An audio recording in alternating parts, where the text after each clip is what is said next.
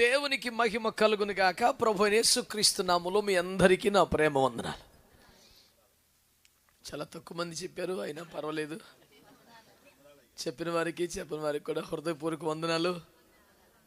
వేదిక మీద నాతో పాటు పరిచయంలో ఉన్న దైవజనులందరికీ వందనాలు తెలియజేసుకుంటున్నాను. క్రీస్తు యేసునందు అనుగ్రహించబడ్డ ఈ ఆధ్యాత్మిక సౌభాగ్యాన్ని బట్టి ప్రభునందు సంతోషిస్తున్నాను. ఆహ్వానించి ఈ అవకాశాన్ని ఇచ్చినటువంటి తమ్మునికి ప్రత్యేక వందనాలు. క్షమించండి తమ్ముడు అనేసానండి, మీ కాపరి గారికి వందనాలు తెలియజేస్తా ఉన్నారు. అవగాహనకి, ఆలోచనకి, అవసరాలకి సంబంధం లేని ఓ ఆధ్యాత్మిక అనుబంధాన్ని క్రీస్తు రక్తం ద్వారా, దేవుని వాక్యం ద్వారా పరిశుద్ధాత్మ సమకూర్చారు. దాన్ని బట్టి నేను ఎంతగానో ప్రభువుని స్తుతిస్తూ ఉన్నాను. అసలు బయట పడలేని ఒక అతి భారీ నేషనల్ కాన్ఫరెన్స్లో ఉన్నాను నేను. దాదాపు వందలాది మంది మన దైవజనులు విజయవాడలో సమ్ముకోవడం కాక ఇతర రాష్ట్రాల నుంచి తెలుగు భాష రాని నార్త్ ఇండియన్స్ ఒక 50 పైన దైవజనులు వచ్చారు. ఖచ్చితంగా ఉండాల్సిన పరిస్థితి. తమ్ముడు ఏమన్నారంటే, అట్లొచ్చి ఒక 4 మాటలు చెప్పి వెళ్ళిపోయినా చాలన్నా, మీరు ఒక సుదీర్ఘమైన సమయం గడపాలని నేను అనను, ఎందుకంటే అక్కడున్న పరిస్థితి నాకు తెలుసు కాబట్టి అన్నారు. కనుక తమ్ముడు కోసమే అయితే ఎట్లకట్లా ఎగ్గొట్టే వాళ్ళం, కానీ తమ్ముడితో పాటు ఒక ఆత్మీయ కుటుంబం కూడా ఉంది కదా, వారందరినీ కూడా చూడటం ఒక సంతోషం అనిపిస్తుంది. దేవుని వాక్యం ద్వారా మీకు పరిచయం చేయటం ఒక భాగ్యం అనిపిస్తుంది. అంచేత సమయం స్వల్పమేనైనా కార్యం స్వల్పం కాదని, దాని విలువను ఎరిగి మీ మధ్యలో ఉండటానికి నేను ఇష్టపడ్డాను. ప్రార్థనలో అందరినీ కళ్ళు మూసుకోమని చెప్పి ప్రార్థన చేస్తుండగా సైలెంట్గా ఇట్లా, మరి బైబిల్ భాషలో చెప్పాలంటే కొనిపోబడ్డాం. ఎందుకంటే ఏలియా ఉదంతులు ఏమంటాడు, నువ్వు ఇక్కడ ఉన్నావని చెప్పమన్నావు, చెప్పేలోపు దేవుని ఆత్మను మరొక చోటు కొనిపోవను, అప్పుడు నా పరిస్థితి ఏమిటాయా అని చెప్పి ఆందోళన పడ్డాడు చూడు. అలా ఆ సన్నివేశాన్ని గుర్తు చేసుకుని ఊరికి అట్లా అంటున్నాను. అట్లా ఆగమేఘాల మీద వచ్చాం. అనువున ట్రాఫిక్ జామ్స్, ఈ అద్భుతమైనటువంటి ఇన్నర్ రింగ్ రోడ్డు గేటు మమ్మల్ని ఓ 20 నిమిషాలు అల్లాడించింది. వెనక్కి పోలేం, ముందుకు రాలేం. అయినను మేము మీ మధ్యలో ఉండడానికి దేవుడు కృపించారని ప్రభువుని స్తుతిస్తూ ఉన్నాం. సంవత్సరం అది అవసరం పెట్టుకున్నా అట్లా, థ్యాంక్ యూ. సంవత్సరములు జరుగుచుండగా నీ కార్యమును నూతనపరచుము, అది మాకు బయలుపరచుము అని హబకుక్కు చేసిన ప్రార్థనని నేను కూడా ఈ సందర్భంగా, ఈ వార్షికోత్సవ సందర్భంగా సంఘ పరిచర్యకు కూడా సంవత్సరం అనే ఓ దయాకిరీటాన్ని ప్రభు ధరింపచేసి ఆత్మీయ కుటుంబాన్ని దేవుడు జ్ఞాపకం చేసుకున్న సందర్భాన్ని బట్టి ప్రభువుని స్తుతిస్తూ సంఘానికి, సంఘ కాపరికి, మొత్తంగా ఆత్మీయ కుటుంబానికి వార్షికోత్సవ శుభాకాంక్షలు తెలియచేస్తూ దేవుని వాక్యంలో నుంచి ఒక మాట మీ దృష్టికి తెచ్చే ప్రయత్నం చేస్తున్నాను. పౌలు కొరింథీయులకు రాసిన మొదటి పత్రిక 1వ అధ్యాయం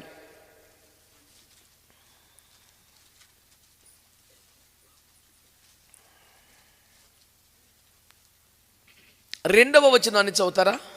కొరింథీయులోనున్న దేవుని సంఘమునకు అనగా క్రీస్తు యేసునందు పరిశుద్ధపరచబడిన వారై పరిశుద్ధులుగా ఉండకు పిలువబడిన వారికి. చాలు, అది అలాగే పెట్టుకొని రోమపత్రిక 16:16 పవిత్రమైన ముద్దు పెట్టుకొని ఒకరినొకడు వందనము చేయుడి, క్రీస్తు సంఘములన్నయు మీకు వందనములు చెప్పుచున్నారు. చాలు, చక్కగా నా వైపు చూస్తూ ప్రశాంతంగా ఈ 4 మాటలు వినండి. ఇది సుదీర్ఘోపన్యాసం ఏం కాదు. కట్టే కొట్టే తెచ్చే అనే ఫార్ములా ఏ శరణ్యమై కాస్త పౌలు మరునాడు వెలనై నుండి ఆతురపడి అన్నట్లుగా వ్యవహారం సాగే ప్రయత్నం. ప్రియులారా, నాకు బైబిల్లో వ్రాయబడిన ప్రతి అంశం, ప్రతి విషయం, ప్రతి భాష, ప్రతి శైలి, ప్రతి పదం కూడా ఇష్టమే. గ్రేడ్ చేయడానికి ఏమీ లేదు. ఇది భలే ఉండుద్ది, ఇది కొంచెం అమాయంగా ఉండుద్ది కానీ అనటానికి ఏమి ఉండదు. అంత పిచ్చి పిచ్చిగా ఇష్టం బైబిల్ అంటే. బైబిల్ని ప్రేమించమని పోటీలు పెడితే బాగుండు, నువ్వు కొట్టుకొచ్చేద్దాం ప్రైజ్ అన్నట్టుంటుంది ఆరాటం. మా తాతయ్య గారు క్రైస్తవ విశ్వాసులు ఎదుగుతున్న కాలంలో ఒకళ్ళు అన్నట్టు, మీ బైబిల్లో ఒక పుస్తకం కాదు 66 పుస్తకాలు ఉన్నాయంట, మీకు ఏ పుస్తకం అంటే ఇష్టం అని అడిగారట. అప్పుడు మా తాతయ్య గారు అన్నారట అడిగిన వ్యక్తితో, అది పంచదార చిలకండి, దాన్ని తోక కొరికినా ముక్కు కొరికినా తీగని ఉండిద్ది అన్నాడట. మీకు అర్థమైందా? అంటే అది ఆశాంతం మాధుర్యం అండి. నేను ఇలా చెబుతుంటే అలా ఫోన్లు మోగటం అంత మంచిగా అనిపించదు. చిన్నదో పెద్ద మాకు కూడా ఉన్నాయి ఫోన్లు, అన్నీ సైలెంట్లో పెట్టాంగా. మీరు అలా బలంగా వాడబట్టడం కరెక్ట్ కాదు. ఇదిగో సైలెంట్లో పెట్టేశా, దేవుని స్తోత్రం. మళ్ళీ ఒకసారి చూసుకోమంటే కూడా చూస్తాను, సైలెంట్లోనే ఉంది. దేవుని స్తోత్రం. ఎందుకంటే మత్తయి సువార్త 5వ అధ్యాయంలో యేసు కొండ మీద ప్రసంగంలో పాటించకుండా చెబితే నీ మార్కులు మొత్తం పోతాయి అన్నాడు. అదొక భయం విడుచుద్ది మాకు ఇప్పుడు. ప్రియులారా, దేవుని వాక్యాన్ని సీరియస్గా తీసుకోండి. ఇక్కడ ఏమంటాడు దేవుని వాక్యంలో? కొరింథీలో ఉన్న దేవుని సంఘమునకు అనగా పరిశుద్ధులకు. మరి రోమా 16 ఎందుకు చదివించామంటే అక్కడ క్రీస్తు సంఘము అని వాడాడు. దేవుని సంఘము అని వాడిన, క్రీస్తు సంఘము అని వాడిన, సంఘము అనేసరికి దేవుని మనస్సులో కనబడుతున్న వ్యక్తుల స్వభావ విధి విధానాల రూపం ఏమిటంటే పరిశుద్ధులు. The very meaning of the church is a holy nation, a holy people. నీతిమంతులు లేడు, ఒక్కడూ లేడు, అందరూ పనికి మాలవరై త్రోవ తప్పారని చెప్పిన బైబిల్. ఏ భేదము లేదు, అందరూ పాపులే అని చెప్పిన బైబిల్. మనందరం అపరాధములతో పాపులతో చచ్చిన వారు అని చెప్పిన బైబిల్. ఈ మనుషులు హృదయమందు తప్పిపోవచ్చున్న వారు అని చెప్పిన బైబిల్. తల్లి గర్భములోనే పాపములో తల్లినను గర్భం ధరించింది అని ప్రస్తావించిన బైబిల్. మానవుడు పాపి అంటూ మాట్లాడిన బైబిల్. పాప సహితుడు మనిషి అని చెప్పిన బైబిల్.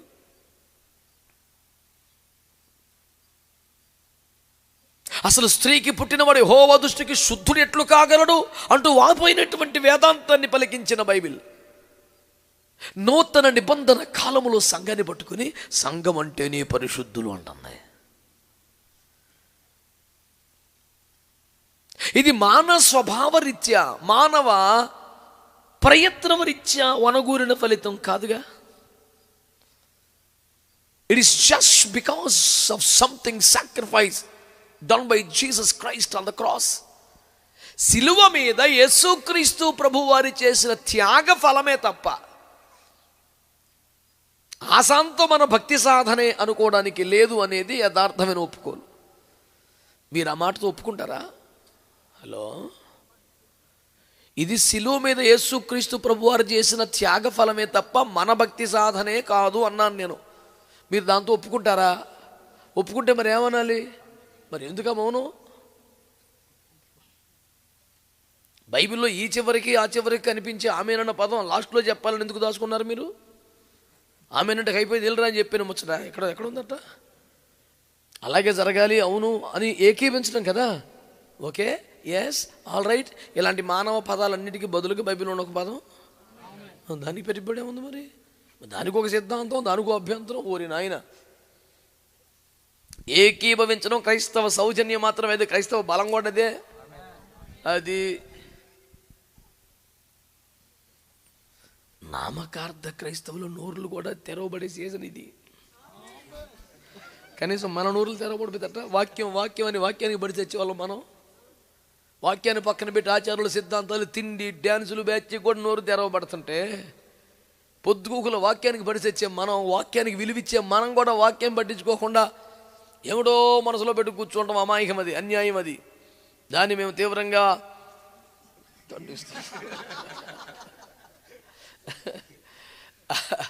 ఆల్ రైట్, చెప్పండి. ఇప్పుడు దేవుని దృష్టిలో సంఘము అంటే ఎవరండి?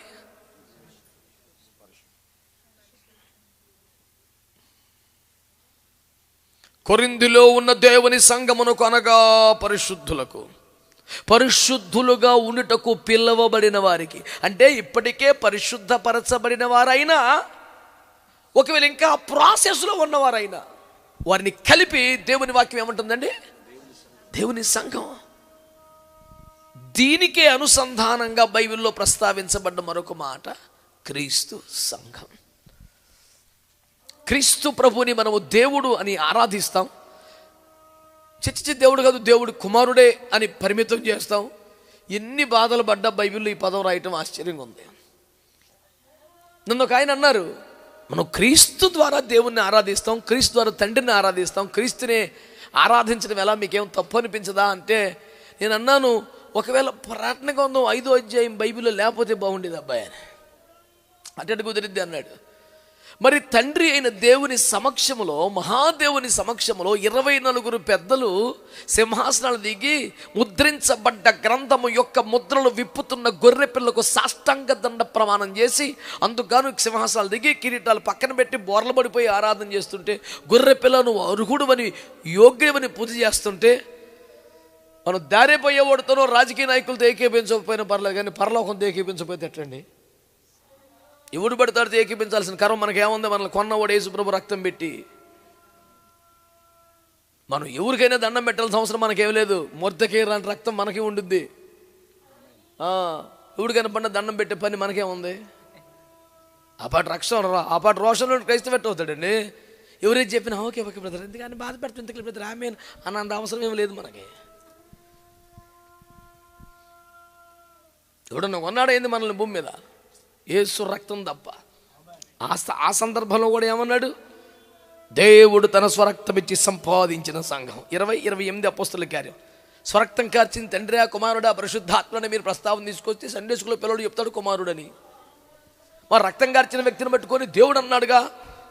పోనీ రోమాపత్రిక 9:5లోకి వెళితే ఈయన శరీరమును బట్టి యూదుల్లో జన్మించాడు కానీ సర్వాధికారి అయిన దేవుడు అయ్యుండి నిరంతరము స్తోత్రాలుడై ఉన్నాడని చెప్పాడుగా.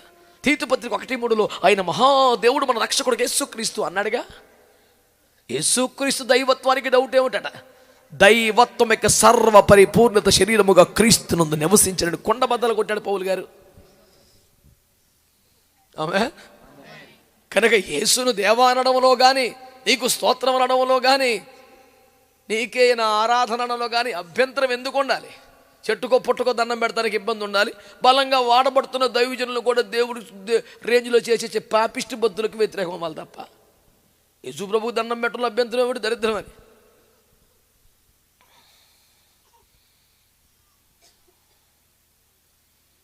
ఎన్నో మరుగైన సత్యాలను బయటకు తెచ్చిన దేవుడు మోసే సమాధిని మాత్రం మరుగు చేశాడు. కారణం ఈ బ్యాచ్లు దండం పెడతారని కాదు. అట్లా వ్యక్తి పూజకు బైబిల్ సంపూర్ణ వ్యతిరేకం. నాకు రావలసిన మహిమను ఎవడికైనా కేటాయిస్తూ ఒప్పుకొని నేను రోషంగా దేవుడు నన్ను మండిపడ్డ దేవుడు తన సమక్షములో 24 పెద్దల సింహాసనాలు దిగి కిరీటాన్ని పక్కన పెట్టి వేణుల పక్కన పెట్టి సాష్టాంగ పడిపోయి నువ్వే అర్హుడవు, నువ్వే యోగ్యుడు అంటుంటే చిద్విలాసంగా మురిసిపోయి సంతోషపడ్డ తండ్రి అయిన దేవుని ప్రేమను బట్టి నేను ఎంతగానో ఆయన గణపరుస్తున్నాను. ఆమేన్. కాబట్టి సిద్ధాంత రాద్ధాంతాల జోలికి పోకుండా ఈ సంతోషమైనటువంటి వార్షికోత్సవ సందర్భంలో దేవుని సంఘమని పలుకబడిన, క్రీస్తు సంఘమని చెప్పబడిన సంఘం అనగానే పరిశుద్ధులు అనే భావన ఉన్నది. ఇప్పటికే పరిశుద్ధపరచబడిన వారిని ఉద్దేశించి అయినా, పరిశుద్ధపరచబడి ప్రయత్నములో పోరాడుతున్న బిడ్డలు ఉద్దేశించి అయినా బైబిల్ వాడిన మాట దేవుని సంఘం, క్రీస్తు సంఘం. కొంచెం విపరీతంగా మాట్లాడుతుంటే మీకు అనిపించిన సంఘ వార్షికోత్సవం అంటే నేను అన్నా పరిశుద్ధుల వార్షికోత్సవం అని కష్టంగా అనిపిస్తుంది. టూ మచ్ ఇది, మితిమీరుతున్నాడు వీడు అనిపిస్తుంది. కానీ సంఘం అనే ప్లేస్లో బైబిల్లో వాడిన పదం అదే. మనకు నచ్చకపోతే మరి బైబిల్ మార్చేస్తావు కొంప తీసుకొని నువ్వు. అంటే సంఘం అంటే దేవుని మనసులో ఎవరున్నారండి? అది వ్యవస్థ, ఆర్గనైజేషన్, ఏదో కార్మిక సంఘం, కుల సంఘం అలాగే ఏమన్నా ఇంకొక వ్యవస్థ? అట్ట కాదు. సంఘం అంటే పరిశుద్ధులు. మనలాంటి వాళ్ళు గుండె బగిలి సావకుండా నేను పరిశుద్ధుని కాదుగా ఇప్పుడు ఎడదచ్చేమరా ఆయన అడవకుండా పరిశుద్ధపరచబడిన వారికి, పరిశుద్ధపరచబడుతున్న వారికి ఈ అనుమతి, అందులో ప్రవేశం, సభ్యత్వం ఆయన కల్పించాడు. దాన్నే మనం అద్భుతమైన దేవుని కృపగా కొనియాడి ఆరాధన చేస్తున్నాం. కృప అంటే ఏంటి సార్? ఇష్టానుసారంగా బతకడానికి లైసెన్సా? పాపిష్టి పనులు చేసే దుర్మార్గుడు ఒకడు నాకు కంటపడి తప్పు కదా అంటే, అన్నా మనం కృపకాలంలో ఉన్నామంటాడు. ఏంటంటే నాకు అర్థం కాదు. ఏంది నా కృపకాలం అంటే? కరోనాలో కూడా నువ్వు బయటికి వెళ్ళి తిరుగుతాకి పాస్ ఇచ్చినట్టు నీకు అది ఏంది నీ దృష్టిలో? నేను చెప్పనా, కృప అంటే పాపిష్టి మానవుడు కూడా క్రీస్తు శిలువ రక్తం ద్వారా క్రీస్తు యొక్క కృపాసనం చేరి అబ్బా తండ్రి దేవునితో డైరెక్ట్గా మాట్లాడే ఒక ఏర్పాటును అది కృప. అంటే దేవునికి దగ్గర అవ్వడానికి పడిన ప్రయాస పేరు కృప తప్ప దేవునికి దూరమే పిచ్చేసేలాంటి లైసెన్స్ పేరు కృప. ఏం పాపిష్టి బుద్ధులు అయ్యే అన్నా? నువ్వు ధర్మశాస్త్రం మాట్లాడమాట బాబు, కృపకాలంలో ఉన్నామంటే ఏందిరా నాకు అర్థం కాదు. అసలు నువ్వు అర్థం మరీ సిద్ధాంతం మాట్లాడు బాబు. కృపలేంది ఎప్పుడో చెప్పని అడుగుతున్నప్పుడు నీకు అర్థం కాదు అసలు విషయం. ఇది కృపాకాలం, ఇది కృపాలను కొట్టు చచ్చిపోతే మరి కృప లేని కాలం ఒకటి చెప్పు నాకు అని అడిగా. అదేందన్నా అన్నాడు. ఆయన కృప నిరంతరం ఉండని బైబిల్ చెప్తుంది. ఈడేమో కృపకాలం అని అలిసిపోతున్నాడు. మొన్న ఒకడు నాతో మాట్లాడితే ఏమన్నాడు, అన్న ఈ రాత్రి పరిశుద్ధాత్ముడు చాలా బలంగా కదిలాడన్నా అన్నాడు. అన్న నన్ను బలహీనంగా ఎప్పుడు కదిలాడు చెప్పురా? నువ్వు ఏడ నేర్చుకొచ్చావు ఈ సిద్ధాంతాలు మాకు? నీ కనులు ఇవాళ తెరవబడ్డా ఏం చెప్పు. ఆయన బలహీనంగా నీరసంగా ఏలబడి ఇంకోటి సపోర్ట్ తీసుకుని ఎప్పుడు నడిచాడు రయ్యా? వీళ్ళు ఉద్యమం అని పేరు పెట్టిన ఉత్సాహపూరిత వాతావరణంలో ఏదో మాట్లాడుతుంటారు. నేను అన్నీ ఒప్పుకోకుండా కఠినంగా మాట్లాడుతుంటే వీడు మనవడు అనుకుంటే మనకు కొడుతున్నాడు ఏందని నా మీద ఎడుతారు. మళ్ళీ మనకు మన తేడా ఏముంటుంది? యేసు రక్తం వేజీ అంతే కదా. మన ఏముంటుంది? వాక్యం. హల్లెలూయా. కాకరకాయ కూర అమ్మకి నాన్నకి తమ్ముడికి చెల్లికి కొడుకుకి అందరికీ వేసాం. ఎవరికి చేతిగా ఉండుద్ది? అదేం పనికి మన ప్రశ్న. ఆ కూర ఎవడు తిన్న చేతిగానే ఉంటుంది. పెద్దలకు ఒక రకంగా చిన్నలకు ఒక రకంగా ఉండిద్దా? ప్రశ్నలే అమాయకమైన ప్రశ్నలు. నా భాష అర్థమవుతున్న వాళ్ళు నా బాధ మీకు అర్థమవుతున్నట్లుగా నాకు అర్థం కావడానికి ఒకసారి ఆమెనండి. అంటే ఏ భాష పడితే ఆ భాష మనం మాట్లాడకూడదు కాబట్టి ఇది అందరికి పనికి వచ్చే మాట అన్నట్టన్నా. కాబట్టి ప్రియులారా, దేవుని సంఘం అంటేనే ఎవరు చెప్పండి? ఆమేన్. సంఘం అంటే ఎవరు చెప్పండి? నువ్వు వ్యక్తిగతమైనటువంటి భక్తి సాధన క్రమములో పరిశుద్ధతను ఇంకా సాధించలేదేమో, కానీ నీ మీద ఉన్న పాపాన్ని యేసు తన ప్రేమ ద్వారా తన సిల్వ రక్తం ద్వారా కడిగేసిన మాట నిజం కాదా? ఆమేన్. కాబట్టి సిలువ కార్యం వ్యర్థం కాదు. మాసిలామణి గారి పాట గుర్తొస్తుంది, నీ మరణపు వేదనలు వృధా కావు. ఎంత మంచి మాట అండి. పౌలు గారే నేనేమో గాలికి ప్రయాసపడటం లేదరా, గురి చూసి కొడుతున్నానని చెప్తే యేసు ప్రభు అమాయకంగా కష్టపడ్డాడంటారా? గురికి బారెడు దూరం కష్టపడి అలిసిపోయినటువంటి విఫలుడు అనుకుంటున్నారా యేసు ప్రభు? ఏమిటండి, ఆయన పరలోకంలో అడుగు పెడితే దేవునికి స్తోత్రం, భూలోక పరిచర్య తర్వాత పరలోకం మొత్తం సాష్టాంగ పడిపోయిందండి. The most successful minister of God in the history of the church, even in the old testament, new testament, respect of the testaments and ages and eras, he is and he was and he will be the most successful man of God. నిబంధనలతో సంబంధం లేకుండా సర్వకాల సర్వావస్థలలో అత్యంత సఫలుడైన దైవ సేవ జరిగించిన వ్యక్తి మనము ఘనపరుస్తున్న ప్రభువైన యేసుక్రీస్తు వారే కదా. ఆయన కష్ట సాధన, ఆయన కష్టార్జితం ఫలితం ఏమిటి? పాపులు పరిశుద్ధపరచబడ్డం. కనుక సంఘం అనగానే ఆయన మనసులో ఉన్నది ఏంటి చెప్పండి? పరిశుద్ధులు, పరిశుద్ధులు, పరిశుద్ధులు. మీరు ఇప్పటికీ అందులోకి వచ్చేసారు. యేసునందు విశ్వాసించడం దాకా సింపుల్ చెప్తాను. రోమపత్రిక 5:1 ప్రకారం మనం విశ్వాసం వల్ల నీతిమంతులుగా తీర్చబడుతున్నాం. అదే అధ్యాయంలో కొందు మెలికిన యేసు రక్తం వల్ల నీతిమంతులుగా తీర్చబడుతున్నాం. ఎప్పుడైతే ఆయన దైవత్వం ఒప్పుకున్నామో సగం పాపం కొట్టేశాడు. ఆయన సిలువ కార్యమును రక్తం ఆశ్రయించో మొత్తం కొట్టి పారేశాడు. ఏడ్రా నువ్వు అంత నీతిమంతుడువా? కాదు, నీతిమంతుడిగా చేశాడు. నేనే నీతిమంతుడిని, నా బతుకు నాకు తెలియదు. నా మాట, చూపు, తలంపు, స్పర్శ అన్ని దరిద్రమే. కానీ ఆయన నమ్మదగిన వాడు, నీతిమంతుడు కనుక నా అతిక్రమాన్ని ఒప్పుకొని విడిచిపెట్టగానే క్షమించి నన్ను నీతిమంతుడిగా చేసేసాడు. ఇదివరకు అటు ఇటుగా వాళ్ళతో వెళ్తా రాసుకు పూసుకొని తిరిగే పనికిమాలిన బదులుకు వదిలేసి ఆయనతో అన్యోన్య సహవాసం చేయటం ఆరంభించగానే యేసు రక్తం నన్ను ప్రతి పాపం నుండి, అంటే యేసు ప్రభు యొక్క రక్తం మనల్ని ఎప్పుడు కడిగిద్ది? 100 రూపాయలు డబ్బా కొనుక్కొచ్చుకొని పూసుకుంటే కాదు. నన్ను అడుగుతున్నాడు మొన్న, అన్న యేసు రక్తం ఉందా నీ దగ్గర అని. ఒరే ఏదా నేను మర్చిపోయానన్నా. ఒరే నువ్వు యేసు రక్తం మర్చిపోయావా? నా దగ్గర డబ్బాలో ఉందా, నీకేమన్నా అది అంటే మన కోటలకు వెళ్ళినప్పుడు కొనలా అన్నాడు. ఊరి మీ వ్యాపారం మండిపోను, యేసు రక్తం కూడా దొరుకుతుందా మార్కెట్లో? అయినా సరే నేను వాళ్ళని ఏం అనకూడదు అంటారు. మరి ఎట్టా నేను అమ్ముకునేవాడు ఉద్యోగం ఎట్లుంటుంది మీకు చెప్పనా? మత్తయి 25లో 5 కన్యకులు వెళ్ళిపోయారు, తలుపేసేసారు. పెండ్లి కుమారుడు వచ్చాడు, వీళ్ళని తీసుకెళ్ళిపోయాడు, తలుపేసేసారు. ఇంకా అవకాశం కూడా.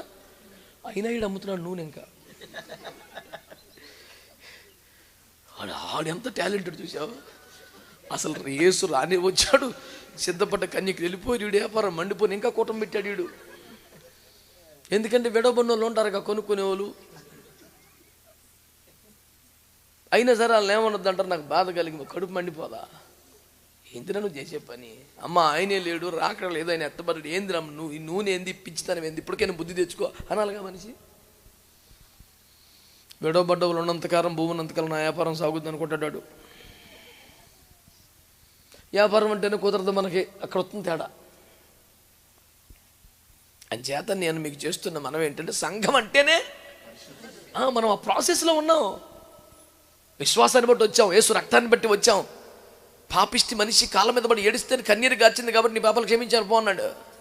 అంటే కన్నీటి ప్రార్థన బట్టి బాప్తిసం ద్వారా నీతి పాపములు కడిగి వేసుకో. 22:16 అపోస్తలుడు. ఇన్ని ప్రాసెస్లు ఉన్నాయి పరిశుద్ధతకి.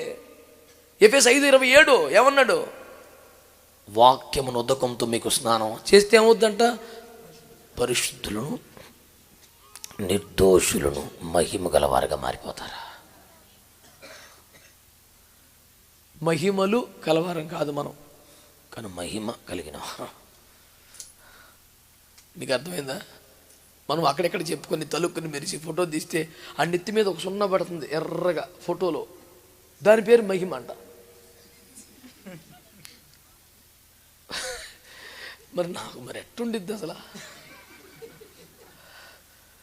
నా కడుపుకి అన్నం పెట్టకపోతే నీళ్ళు దాన్ని దాగి చేస్తాను, కానీ మరి నాకు అసలు కుదరదే.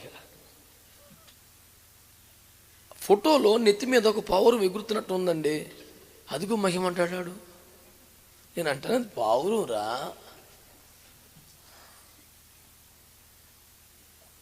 ఇటువంటి పాపిష్టి మాటలని చెప్పి నన్ను ఏమార్చే ప్రయత్నం చేస్తే కుదరదు. సంఘము మహిమ కలిగిన సంఘం అని.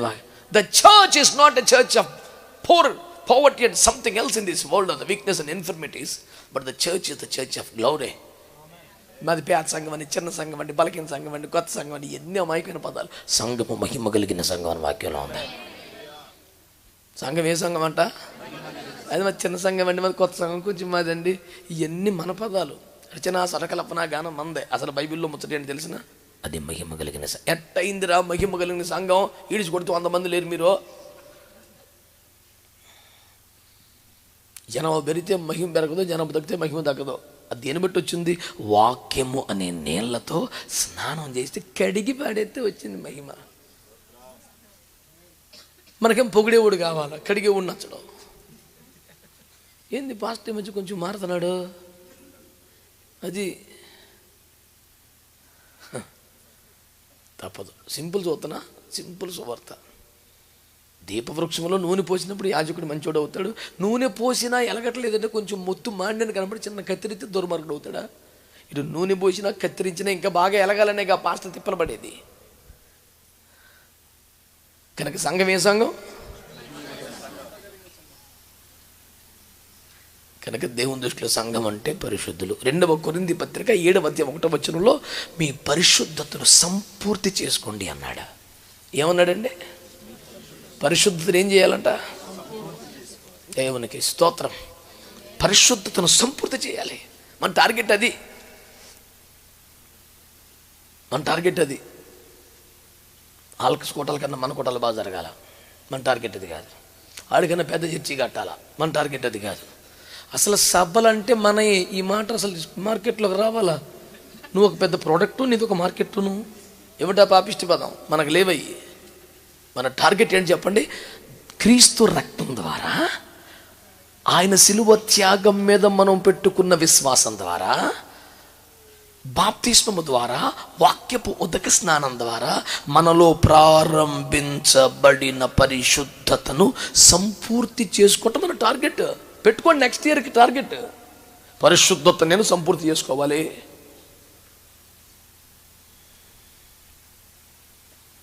సంఘం అంటేనే పరిశుద్ధులు. ఆమేనండి. సంఘం అంటే ఏంటి చెప్పండి? కనుక మనం ఏం చేయాలి? పరిశుద్ధతను. మొదటి తెస్సలోని పత్రిక 4:3 ఏమన్నాడు? మీరు పరిశుద్ధులగుట ఈ దేవుని చిత్తమనగా దేవుని ఎరుగని అన్ని జనుల వలె కామాభిలాష ఎందుగాక పరిశుద్ధత తన ఘటమును అనగా శరీరమును కాపాడుకునుట ఎట్లో ఎరిగి ఉండట.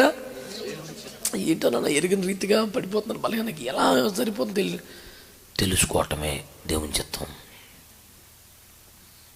ఆ నెట్ విమర్శించాలా, ఈ నెట్ కౌంటర్ ఇవ్వాలా, ఆ నెట్ నోరు మోపించాలా, వీడికి అట్ట మంచి లడుకున్నదా, ఇది టార్గెట్ మనకి దరిద్రం అని. పరిశుద్ధతలో శరీరమును ఎట్లు కాపాడుకొనవలెనో ఎరిగినుంట దేవుని చిత్తం. అదే 7వ వచనంలో మనం పరిశుద్ధులు మమ్మటమే దాని కొరకే పిలువబడ్డామని దేవుని చిత్తం అని మాట్లాడాడు. అలాగే హెబ్రీ పత్రిక 12:14 పరిశుద్ధత లేకుండా ఎవడు ప్రభువుని చూడలేడని చెప్పాడు. మత్తయి 5:8 హృదయశుద్ధి గల వారే ధన్యులు, వారే దేవుని చూస్తారని చెప్పాడు. కీర్తన 93:5 ఎన్నటెన్నటికీ పరిశుద్ధత దేవుని మందిరానికి అనుకూలమని చెప్పాడు. ఇన్ని చెప్పినా వినకుండా ఇష్టానుసారంగా పోతుంటే ప్రార్థన 22:11 ఇక పరిశుద్ధినట్టున్నాయి, పాపిష్టిని వదిలే ఇక జావని అని అన్నాడు. అలా వదిలేసబడే గుంపులు నీవు ఉండకూడదంటే పరిశుద్ధత కోసం ప్రయాసపడే టీంలోకి వచ్చేసి. ఎవడు అచ్చమైనడు కాదో మనల్ని ప్రేమించాడు, అవకాశం ఇచ్చాడు. పాపాలు ఒప్పుకుందాం, విడిచిపెడదాం, మారుమనసు పొందాం, బాప్తిసం పొందాం, క్రీస్తు రక్తం కిందకు వస్తాం, అనుదినము దైవజనుని వాక్యపు ఉదకము చేత స్నానం చేద్దాం, పాపాలు ఒప్పుకొని విడిచిపెట్టి మెల్లిమెల్లిగా భక్తి సాధన చేస్తూ పరిశుద్ధతను సంపూర్తి చేసుకోవాలి. సంఘంగా మీ టార్గెట్ అది. సంఘం అంటేనే పరిశుద్ధులు కాబట్టి పరిశుద్ధతను సంపూర్తి చేసుకోవాలి. మరొక మాట చెప్పుకొని పరిగెత్తే ప్రయత్నం చేస్తాను. దేవునికి స్తోత్రం. ఎఫెసీ పత్రిక 1:23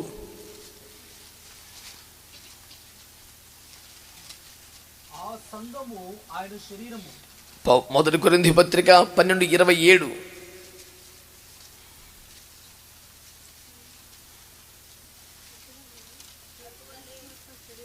అటువలే మీరు క్రీస్తు యొక్క శరీరమై ఉండి వేరువేరుగా అవయవములై ఉన్నారు. చాలు. ఏముంటుంది దేవుని వాక్యం? సంఘము ఆయన శరీరము అనండి. నెంబర్ 1 సంఘం అంటే పరిశుద్ధులు, ఓకేనా?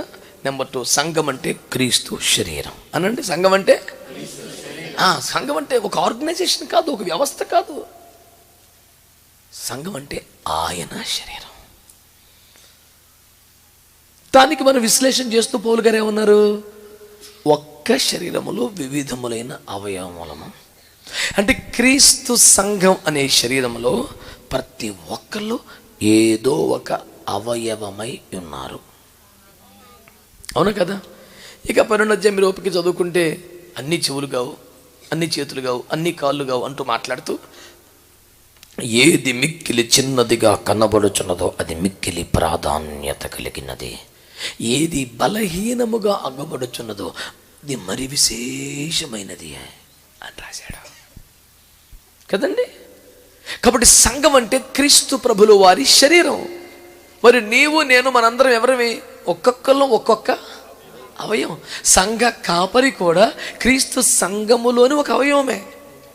కాబట్టి కొన్ని ప్రత్యేకమైన అదనపు అత్యధిక బాధ్యతలు అప్పగించబడినవాడు.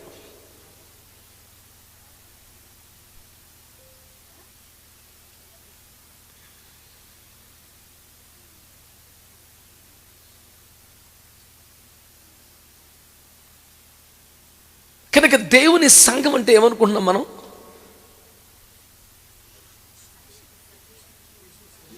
క్రీస్తు శరీరం అనండి. క్రీస్తు శరీరంలో మనందరం కూడా ఒక్కొక్క ఇందులో ఏ అవయవం ఎక్కువ ప్రాధాన్యత కలిగింది? ఆ మాటే తప్పు.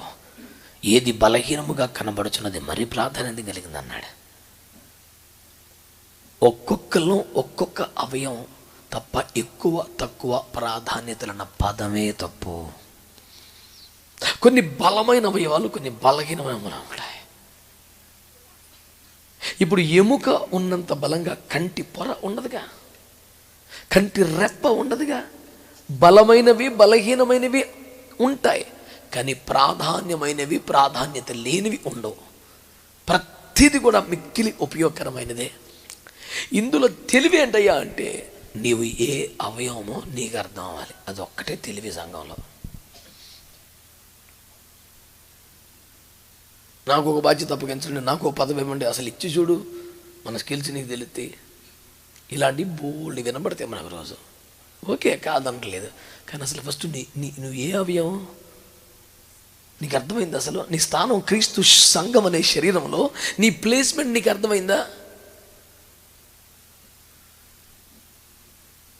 ప్రభు సేవ కొరకు సమర్పించుకున్న బిడ్డలు కొంతకాలం నా దగ్గర నుండి బలపడి వారి ప్రాంతాలకు సేవకి వెళ్ళిపోవడానికి కొంతకాలం ఉంటారు. ఒక 20 మంది 25 మంది మన ఇంటి కెపాసిటీని బట్టి. 100 గదులు ఉన్న పెద్ద బంగ్లా ఏం కాదు కదా, ఏదో చిన్న గృహం. సర్దుకున్న కాడికి ఒక 20 మందిని సెట్ అయ్యాం. నీకు అంతకన్నా ఓపిక లేదు. మరి ఈ పాటి దానికి మగపిల్లలందరూ మందిరంలో ఉంటారు, ఆడపిల్లలందరూ పాస్టర్తో పాటు ఉంటారు. వాళ్ళకి సపరేట్గా ఫస్ట్ ఫ్లోర్లో గదులు సకల సౌకర్యాలు ఏర్పాటు చేసాం, వాళ్ళకి ఏం తిప్పలు కలగకుండా. నేనేమంటానంటే, ఒక కొత్తగా వచ్చిన పరిచారకురాలు ఏం చేసిందంటే, మంచి చీపిరి ఇల్లంతా తుడిచి హాల్లో సెంటర్లో ఎదురుగా పెట్టింది. నేను అటుపోయి ఏందమ్మా చీపిరి హాల్లో పెట్టావు తీసుకొచ్చి అంటే, అంకుల్ ఎక్కడే బాగా సెట్ అయింది అంకుల్ అంటుంది. అమ్మో, అసలు అది పొరపాటు అయిపోయిందనో, నాకు ఐడియా లేదనో, సారీ అనో అంటారు కదా. అంకుల్ ఎక్కడే బాగా సెట్ అయిందని. హాలు సెంటర్లో చీపిరి కట్ట సెట్ అయిందంట ఆ పిల్లకి. నేను ఎందుకు చెప్పానంటే, చీపురు కట్టకి ఇంట్లో ఉపయోగం ఉందా లేదా? అసలు అది లేకపోతే బతకగలదామా? ఎంత అపరిశుభ్రంగా అపవిత్రంగా ఉంటుంది. అంత కీలకమైందేం కానీ దానికి ఒక ప్లేస్ అంటూ ఉండిద్దిగా. అది తీసుకొచ్చి ఎదురుకుండా పెడితే, మంచి భోజనం చేసే ప్లేటు గ్లాసు చెప్పులు చాండ్లు పెడితే ఏం పద్ధతి ఉంటుంది? అది అవసరమైనది అయినా దాని ప్లేస్మెంట్ ఏంటి? అందరము స్టేజ్ మీద ఉండాలంటే అట్ట మన అవయవమే, కానీ మనం ఎక్కడ? ఇంకో మాట కూడా చెప్తా, శరీరంలో అవయవాలన్నీ బయటికి కనపడవు, అంతరింద్రియములు అంటాం. లోపల ఉన్న అవయవాలు కొన్ని ఉంటాయి, అవి ఎప్పుడు బయటికి కనపడవు కాబట్టి వేస్టా. గుండె, కిడ్నీలు, ఊపిరితిత్తులు, వాటికి అసలు సరైన ప్రాధాన్యత లేదన్న ఒక వారం రోజులు అట్లా బయట పెడదామంటే అట్ట అసలు బతుకుతామా? అవి బయటికి కనబడటం లేదు కాబట్టి వేస్టా. బయటికి కనపడి ముఖం, కాళ్ళు, చేతులు, ముఖ్యంగా మేము పాస్టర్లు అనుకోండి, ఇప్పుడు చేరి మేము కనపడతాంగా. అసలు మేము కనబడకపోయినా సంఘరికి ఊపిర్లు బిడ్డల సంఘం లేరా? కాపాడుకునే వాళ్ళు లేరా? పోషించే వాళ్ళు లేరా? తమ ఆనందాలు, అవసరాలు పక్కన పెట్టుకుని సేవను నిలబెట్టే అంత త్యాగశీలు లేరా? వాళ్ళు గుండెకాయలండి సంఘంలో.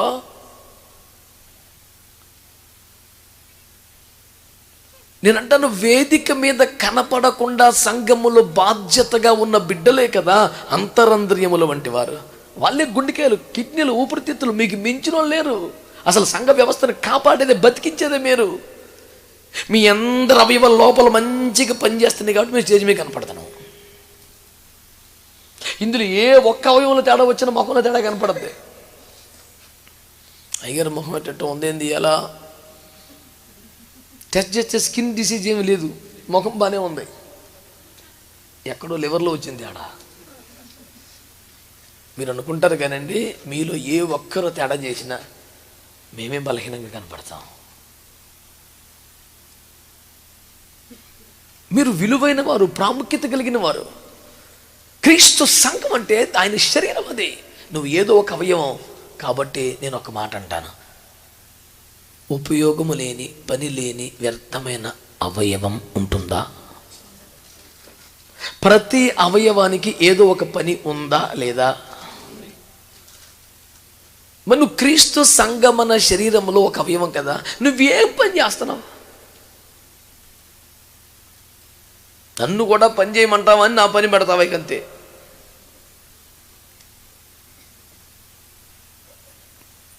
దేవుని సంఘం, క్రీస్తు సంఘం అంటే పరిశుద్ధులు, పరిశుద్ధతను సంపూర్తి చేసుకునే పని మీద ఉన్నాడు.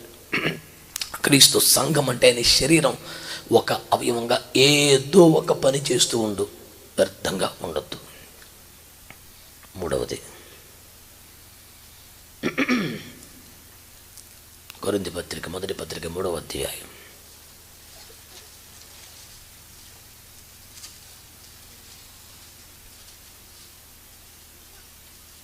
9వ వచనం. మేము దేవుని జతపని వారమై ఉన్నాము, మీరు దేవుని వ్యవసాయమును దేవుని గృహమునై ఉన్నారు. చూడండి, మీరు దేవుని వ్యవసాయం అనండి. సంఘం అంటే దేవుని వ్యవసాయం అనండి. సంఘం అంటే పరిశుద్ధులు, సంఘం అంటే క్రీస్తు శరీరం. మూడవ మాట, సంఘం అంటే దేవుని వ్యవసాయం, దేవుని తోట, దేవుని పొలం, దేవుని వ్యవసాయం సంఘం అంటే. ఇప్పుడు ఈ తోటలో, పొలములో, వ్యవసాయములో నువ్వు ఏదో ఒక చెట్టై, ఏదో ఒక మొక్కై ఉంటావుగా అనాలి. అది దేవుని తోట, మీరు దేవుని మొక్కలు. ఇప్పుడు చెప్పండి, తోటమాలి కావాలా వద్దా? తోటమాలి పేరే సంఘ కాపరి. యజమాని ఎవరు? యేసయ్య. ఫలమిచ్చు చెట్లు, వృక్షాలు ఎవరు? మనం, సంఘం. తోటమాలి ఎవరు? లోకాసు వార్త 13:6-9 వరకు సన్నివేశం మీకు తెలుసు కదా. ద్రాక్ష తోట మధ్యలో నాటబడ్డ చెట్టు దగ్గర ఫలము లేదు, నేటికి 3 ఏళ్లుగా నేను ఫలము వెతుకుచున్నాను, దీని వద్ద ఫలము లేదు, దీని నిమిత్తము నేల యాల వ్యర్థమైపోవాలి, నరికాయి అని ఆయన కోపల్లా. అప్పుడు తోటమాలి దరిద్రం వదిలిపోయింది, నీళ్ళు పోయిలకు సత్తున్నాను దీనికి. ఆమేన్ ఆమేన్ ఆమేన్ అన్నాడా? ఏమన్నాడు? అయ్యా ఈ సంవత్సరం కూడా ఉండని, ₹1,00,00,000 మాట చెప్తాను, కడుపులో పెట్టుకో. ఇదే అంజూరం ఎలాంటిది, రోడ్డు పక్కన ఒకటి ఉంది, దాని దగ్గరికి ఆకలే వెళ్ళాడు, ఆకులు తప్ప. ఏమన్నాడు? మరెన్నటికీ ఫలించకుందు కాక అంటే సాయంత్రం డిటంలో చూస్తే ఎండిపోయింది అది. మనం ఆశ్చర్యపోయారండి శిష్యులు, అపోస్తులు. మరి నిజంగా ఎండిపోయింది ప్రభా అన్నాడు పెద్దోడు. మరి ఉత్తిగా అనుకున్నావు ఏందిరా అంటే, నిజంగా సీరియస్గా అనుకోవాలని అట్ట అన్న ఊరికే అనుకున్నాను అన్నాడు. అట్టుంటే యేసు ప్రభు మాటలో ఆశ్చర్యపోయాడు. నేను అంటాను, ఉదయం ఫలం ఆశించాడు, లేదు, సాయంత్రానికి ఏమైపోయింది అది. ఇదే అంజూరం దగ్గరికి ఉదయం కాదు 3 సంవత్సరాలకు వస్తున్నాడు, ఒక్క ఫలం లేదు, కానీ ఎండిపోయిందా? ఏటా? అదే దేవుడు, అదే ఆకలి, పక్షపాతం లేనివాడు, దాన్నేమో సాయంత్రాన్ని చంపి పారేశాడు. దీనికి కృప వెంబడి కృప 4 ఏళ్ళు దొరికింది. ఏ కారణం ఏంటి? అక్కడ లేనిది ఇక్కడ ఉన్నది ఒక్కటే, తోటమాలి. దేవుని కోపం అనే గొడ్డలకి తన పేక అడ్డం వేసి, ప్రభా ఈ ఒక్క సంవత్సరం ఛాన్స్ ట్రై చేస్తాను, కొంచెం సువార్త చెప్తాను, వాళ్ళ ఇంటికి వెళ్తాను, కోటాలు పెడతాను, పర్సనల్గా కూర్చుంటాను, కౌన్సిల్ చేస్తాను, ఎట్టొకటి నా సాక్ష్యం చెప్తాను, బతిమాలుతాను, ఏం చేస్తాను, ఒక్కొక్క ఛాన్స్. రోజు పెట్టే నీరు చాలదేమో, కొంచెం ఎరువు వేస్తాను. ఇవాళ మేము చేసే పని ఎరువే. రోజు నీళ్లు పెట్టేది సంఘ కాపరి, ఎప్పుడైనా ఎరువు వేసేది ప్రసంగికుడు. ఎరువు వేస్తే ఖచ్చితంగా వెంటనే బూస్టింగ్ వచ్చింది, బలం వచ్చింది. అని రోజు ఎరువు వేస్తే చచ్చిపోద్ది చెట్టు. ఎవడన్నా కొత్త కనపడతాడు, మీ ఎంత ఎక్కువ నెంబర్ ఏంది, ఇక వెంకాయలు పడి చచ్చేదే. ఎరువు రోజు ఎత్తే పోతావు, మగత కూడా వెనకాల పడబాకండి. నీళ్లు పోసి కంచేసి కాపాడుకున్నాడు సంఘ కాపరి. ఆయనతో ప్రశాంతంగా ఉండడం చాలు. ఎప్పుడో సంవత్సరానికి ఏడాది ఒకసారి వస్తాం, ఇంత అట్టేసిపోతాం. అందుకే నేను ఎవరిని కలవను, షేక్ హ్యాండ్లు ఇచ్చి కలిసి ముచ్చట పెట్టి, నాతో ఏం పని మీకు, మీ సంఘ కాపరి వరకే మొత్తం తెరివేసిపోతాం. ఏం పని మా పద్దాకా అటు వచ్చాడు, ఎన్ని వెళ్ళిపోయింది, ఏం కావాలి చెయ్యి. Thank you brother, how are you brother, how is sister and children. ఏం పని మీద ఉన్నావు ఇదంతా, అవన్నీ ఆయన చూసుకుంటాడు. మాకు ఆ నమ్మకం ఉంది, దేవుని స్తోత్రం. ఆయన చూసుకుంటాం అప్పుడప్పుడు తమ్ముడు ఎట్లా ఉన్నాడు, మానసికంగా ధైర్యంగా ఉన్నాడా, ఆర్థికంగా బలంగా ఉన్నాడా, అనారోగ్యం లేకుండా ఆరోగ్యంగా ఉన్నాడా చూసి పరామర్శించి ప్రార్థన చేసి, నాన్న ధైర్యంగుడు నెమ్మదుండు, మహాదేవుని కృప నీకు తోడుగా ఉంది, దేవుని ఆత్మ నీకు సహాయం ఉంది, వెనకాల నీకు ఏదైనా కష్టం వస్తే ఏడుతాకి మేము కూడా రెడీగా ఉన్నాం, ప్రార్థనలో నీకు ఇబ్బంది ఏం లేదు అబ్బాయి, సంతోషంగా బాగుంటాం. అంతే, అంతవరకే పరిమితం. అది ఊరియా బస్తా వేసుకొని తిరుగుతాం చర్చిలో పద్దాగా. పిచ్చి పనులన్నీ చేయబాగండి. వాక్యం అని చెప్పాడు కానీ అన్నీ వెళ్ళిపోయాడు, నా నచ్చలా, ఈ నచ్చక్కర్లా, ఏం అవసరంలా. ఆ 4 గులికలు అందులో పడితే బలం వచ్చిందట. ఆమేన్. సత్యం సార్, వాస్తవాలు అలాగే ఉంటాయి. మరి ఎట్టకట్ట పోగేసుకునే బ్యాచ్ కాదు కాబట్టి తెంపి పరిసిపోతాను, గొడవ ఏం లేదు. నేను ఆదివారం దాకా కెనడాలో ఉన్నాను, అంతకుముందు మస్కట్లో, అంతకుముందు కువైట్లో ఉన్నాను. ఎక్కడికి వెళ్ళినా మన అకౌంట్ నెంబర్ ఇచ్చి రాలా, గోడ కొట్టిన బంతిలోకి వెళ్ళినంత తీరిగ్గా వెళ్ళి సూటిగా తేటగా నిష్కర్షగా చెప్పేసి దారి పడి వచ్చేసాం. మళ్ళీ కొంచెం పరిచయం పెంచుకొని టచ్లో ఉండి, హవరీ బ్రదర్, సిస్టర్ ఎలా ఉన్నారు, సిస్టర్ బ్రదర్, నీకు ఎందుకురా సిస్టర్ ఎలాగుంటే పనికి మాని మాటలు, పనికి మాలు సోది, మంచి చెడ్డ కాపరు చూసుకుంటాడు, అంతవరకే. బాధపడమాకండి, నేను కొంచెం కఠినంగా ఉంటాను ఎట్టండి వ్యవహారాలు. నన్ను తిట్టుకుంటూ ఉంటారు, అడ్డిపోయాడు ఇంకా రాలేదని, కానీ మరి మొక్క చెప్పిపోవాలి నేను. అంచేత సంఘం అనగా పరిశుద్ధులు, సంఘం అనగా ఆయన శరీరం, సంఘం అనగా దేవుని వ్యవసాయం. మనం ఫలించాలి, తప్పనిసరిగా కాపరి తోటమాలి అవసరం ఉంది మనకి, ఉందా లేదా? ఫలించే కొమ్మ బహుగా ఫలించినట్లు ఫలించని కొమ్మలను, అది ఇందాక స్విచ్ ఆఫ్ అని చెప్పాం కదా, చేయరా అట చెప్పే కూడా చెప్పేదట, తప్పండి, చాలా పొరపాటు, అది భలే పని. నేనేమన్నానంటే సంఘం అంటే పరిశుద్ధులు కాబట్టి పరిశుద్ధతను సంపూర్తి చేసుకుంటా అనేది టార్గెట్గా బతకాలి మనం. 2, సంఘం అనగా దేవుని శరీరం కాబట్టి మనం ఏదో ఒక అవయవంగా మన పని నమ్మకంగా మనం చేయాలి, పని లేకుండా కూర్చోకూడదు, వచ్చిపోయే రకంగా ఉండకూడదు. 3, సంఘం దేవుని వ్యవసాయం, మనం ఫలించాలి కనుక మన మీద శ్రద్ధ పెట్టి దేవుని ఉగ్రత రాకుండా అడ్డుపడి ఫలించనుకో మనం ఎప్పటికప్పుడు కట్ చేస్తూ, నీటి బలం చాలకపోతే పిలిపించి ఎరువు వేపించి ఎట్టకట్ట ఫలింపజేసేలాగా ప్రయాసపడడానికి ఒక సంఘ కాపరి మనకు ఉండాలి. మనం ఎంత మేలు జాతి వరి వంగడమైన, అద్భుతమైన ఖరీదైన వృక్షమైన, కంచె కలిగిన తోటలో బాధ్యత కలిగిన కాపరి వలన పర్యవేక్షణలో పరిచరణలు చేయబడితే తప్ప మనం ఎదిగి ఫలించే అవకాశం లేదు. కనుక మనకంటూ ఒక సంఘ కాపరి ఖచ్చితంగా ఉండాలి. ఆయన నరికిన మన కోసమే, ఆయన నీళ్లు పోసిన మన కోసమే. సంఘ కాపరికి సహకరించండి, బహుగా ఫలించుల ద్వారా దేవుని మహింపరచండి. ఇక చివరి మాట అక్కడే, అదే 9వ వచనం ఏమన్నాడు? మీరు దేవుని వ్యవసాయమును, దేవుని గృహం. మనమే దేవుని ఇల్లు అంట. ఆమె ఆమె రకరకాల డెకరేషన్లు చేస్తుంటే, రకరకాల అంటింపులు చేస్తుంటే, యేసు నా ఇంటి మీద ఈడి బెత్తనం ఏందిరా అని బాధపడ్డాం. సైలెంట్ అయిపోతే కుదరదు. మరి మనం ఎవరిల్లు? హక్కు ఎవరిది? ఓనర్షిప్ ఎవరి పేరు ఉంది? రైట్స్ ఎవరికి ఉన్నాయి? అధికారం ఎవరికి ఉంది? మనం మన సొత్తా, దేవుని సొత్తా?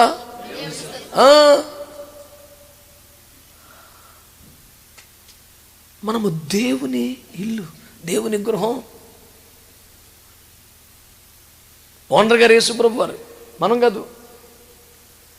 దేవుని ఇల్లు మనమే అయితే, దేవుని ఇల్లు దేవుడు కోరుకున్నట్టుండాలా, మన టేస్ట్కు తగ్గట్టు ఉండాలా? అది మీకు మీరు అద్దం ముందు నిలబడి చెప్పండి, నువ్వు దేవుని టేస్ట్కు తగ్గట్టు ఉండాలి అని చెప్పుకోండి. ప్రపంచంలో ఎవరికి బోధ చేయటం కన్నా అది మనకి ఇంపార్టెంట్. అయితే దేవుని ఇల్లు అన్నాం కాబట్టి ఒక 2 మాటలు అంటాను, వినండి. దేవుని ఇల్లు అన్నాం కాబట్టి పౌలు తిమోతికి రాసి 2వ పత్రిక 2:20 గొప్ప ఇంటిలో వెండి పాత్రలు, బంగారు పాత్రలు ఉంటాయని మొదలెట్టాడుగా. దేవుని ఇల్లు గొప్ప ఇల్లు అనండి. 1 కోటి రూపాయల మాట ఏంటి తెలిసిన? కొన్ని ఘనతకి, కొన్ని ఘనహీనతకి. బంగారు పాత్రలు, వెండి పాత్రలు, మట్టి పాత్రలు అన్నాడుగా.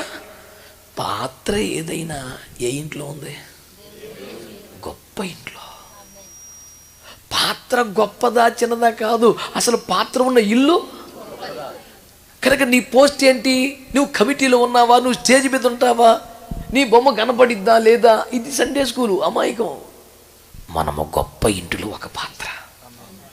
అసలు ఆ ఇంట్లో ఉండటమే గొప్ప అండి. ఆ ఇల్లు గొప్పదండి అది. ఎందుకని? ఆయనకి వెండి పాత్రలు బంగారు పాత్రలు అక్కలేదు. ఎవడైనను వీటిలో చేరక తన్ను తాను ప్రత్యేకపరుచుకుంటే, పవిత్రపరుచుకుంటే యజమానుడు వాడుకునే పాత్ర అవుతాడని చెప్పాడు. ఆయనకి గొప్ప బంగారు పాత్రలు వెండి పాత్రలు అక్కల, పరిశుద్ధ పాత్రలు కావాలి ఆయనకి. నువ్వు ఏ పాత్ర ఏముంది? మట్టి పాత్ర, కర్ర పాత్ర, వెండి పాత్ర, బంగారు, అసలు ఆ పాత్ర ప్రస్తావన లేదు. పవిత్రపరచబడితే చాలు అన్నాడు. మరి ఇంకో గొప్ప తక్కువేముంది? అందుకని ఎవడైనా ఒకటని చెప్పేది నేను. కనుక పాత్ర గొప్పదా చిన్నదా ఘనత పాయింట్ అది కాదు. గొప్ప ఇంట్లో ఉన్నాం, అదే చాలు మనకి. నాకు ఫలానా స్థానం దక్కలేదు, మైకం, అది చాలు మనకి. ఆయన ఇంట్లో ఉన్నాం. చివరి మాట మత్తయి సువార్త 9:15 ఇది పెండ్లి ఇల్లు అన్నాడు. ఏమన్నాడు? సంఘం ఏ ఇల్లు అంట? పెళ్ళి ఇంట్లో. నన్ను చూడండి, అందరూ ఆరోగ్యంగానే ఉంటారా? ఇంట్లో పెళ్లి జరుగుతుంది, అందరూ బలవంతులు ఉంటారా? అందరూ ఆరోగ్యవంతులు ఉంటారా? కానీ అందరూ సంతోషంగా ఉంటారు.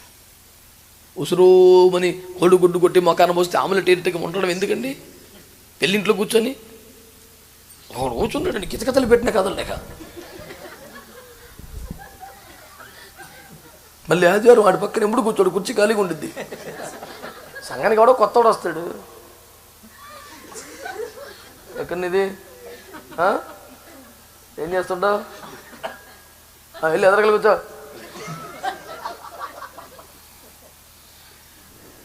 ఏం పోయింది నన్ను ఇది? వందనాలు బ్రదర్ అంటే ఎంత ప్రశాంతంగా ఉంటాడు. ఏందో మరి నాకు తృప్తి. నాకు తెలిసి పరలోకలు ఎంత సీరియస్ పేషెంట్ ఉంటాడని నేను ఊహించను. ఎందుకండి ఇది పెండ్లి ఇల్లు, అందరూ సంతోషంగా ఉంటారు. ఇంకో మాట చెప్పనా? అందరూ పని చేస్తూ ఉంటారు. చూసారు, పెండ్లి ఇంట్లో ముసలమ్మలు కూడా ఏదో చిన్న పని చేస్తూ ఉంటారు. మనలాంటి వాళ్ళు వినమ్మా, నీకు ఎందుకు మా అమ్మ నువ్వు కూర్చో అన్నావు అనుకో, నా మనమడి పెళ్ళికి ఆ మాత్రం చేయొద్దు ఏంట్రా అంటది. కదా ఒక ఆశ. చిన్న పిల్లలు అనుకుంటాం కానీ వాళ్ళు చేసిన పని మనం చేయలేదు. అన్నిసార్లు కింద కూర్చొని లేచి మనకు ఆరోగ్యం ఏడ తెచ్చింది? ఏడ కాగితం పడ్డా, ఆకు పడ్డా, గ్లాసు పడ్డా తీసేది పిల్లగాలి. వాళ్ళు చేసిన పని ఇప్పుడు చేయలేదు. అల్లర చిల్లరగా ఎగిరినట్టు కనపడతారు కానీ వాళ్ళ సాయం లేకపోతే సత్తం మనం అసలు. అవునా కదా? మీరు ఆలోచించండి. చిన్నపిల్లలు చేసే పని మనం చేయలేమండి. వామ్మో, వాళ్ళు ఒక్క చాక్లెట్ ఇస్తే ఆడు ఎంత సేవ చేసి పెడతాడు తెలిసినాడు. చిన్నపిల్లలు చేసే పని తక్కువేం కాదు. నేను అంటాను, ఇంకొక మంచి సీక్రెట్ చెప్తాను. పెళ్ళి ఇంట్లో పొయ్యి ఆరిపోద్దా? పాపం ఏదో వండుతూనే ఉంటారు పాపం. కానీ మీరు అడగండి, పెళ్ళింటి వాళ్ళు భోజనం చేశారని చేయలేదంటారు. అసలు పొయ్యి ఎప్పుడు ఆడదో ఎవడు తినడం, అదేంది? అవునా కాదా? ఆ ఇంటి వాళ్ళు అడగండి, అన్నా భోజనం చేసామంటే లేదు. మరి తినవయా 2 అవుతుందంటే పర్లేదు నా టైం ఏముంది. మరి నువ్వు తిన్న కాడికి మీ ఆవిడ తిన్న కాడికి ఎందుకు వండుతున్నావు? అతిథులకు వెళ్ళడానికి. సంఘం ఒక పెండ్లి ఇల్లు లాంటిది. అర్థమైందా? ఇందులో ఆహారం ఉన్నా ఆతిథ్యం ఇచ్చినా మొదటి ప్రాధాన్యత మనది కాదు, ఎప్పుడు కాకూడదు. అతిథులను చూసుకోవాలి. అందరు తిన్నాక మనం తినవచ్చు. ఫస్ట్ నుంచి సంఘంలో ఉన్నది నేను. రాను రాను నా ప్రాధాన్యత తగ్గిపోతుంది. ఫస్ట్ పెట్టో ప్లేట్ పెట్టో, ఫస్ట్ తినేస్తాడు ప్రాధాన్యమా? ఇదేం దరిద్రం. అమాయకం కాకపోతే చిన్నపిల్లలాగా ఆలోచించద్దు. మనము దేవుని ఇల్లు ఉన్నాం. ఇది గొప్ప ఇల్లు, ఇది పెండ్లి ఇల్లు. గొప్ప ఇల్లు అన్న దగ్గర పాఠం ఏంటి? ఘనత కలిగిన పాత్ర, ఘనహీనమైన పాత్ర అన్న ప్రస్తావన లేదు. పరిశుద్ధ పాత్ర కావాలి. 2, పెండ్లి ఇల్లు అంటే పాఠం ఏమిటి? ప్రతివాడు పని కలిగి ఉండాలి. సంతోషంగా తినపోయిన పని చేసుకోవాలి. ఈ వార్షికోత్సవం సందర్భంగా పరిశుద్ధతలో కొనసాగించుకుని సంపూర్ణ చేసుకునే ఒక గురి, టార్గెట్ పెట్టుకోవాలని. 2, ఏదో ఒక అవయవంగా కీలకమైన బాధ్యత కలిగి పనిచేయమని. 3, దేవుని వ్యవసాయమై తోటమాలికి సహకరిస్తూ బహుగా ఫలించమని. 4, దేవుని ఇంట్లో పరిశుద్ధమైన పాత్రగా సంతోషంగా పరిచర్య చేసే బిడ్డగా ఉందాం. ఈ 4 అనుభవాల్లో మీరు పరిపూర్ణమై ప్రభు చిత్తమైతే, రాకడ ఆలస్యమైతే మరొక వార్షికోత్సవం కలుసుకుంటే తప్పకుండా ఈ టార్గెట్లో ఏడదాకా వచ్చామా అని జవాబు చెప్పే అంత ప్రోగ్రెస్ రిపోర్ట్తో భక్తి చేద్దాం. దేవుడు మిమ్మును మీ సంఘాన్ని ఆ రీతిగా ఆశీర్వదించునుగాక.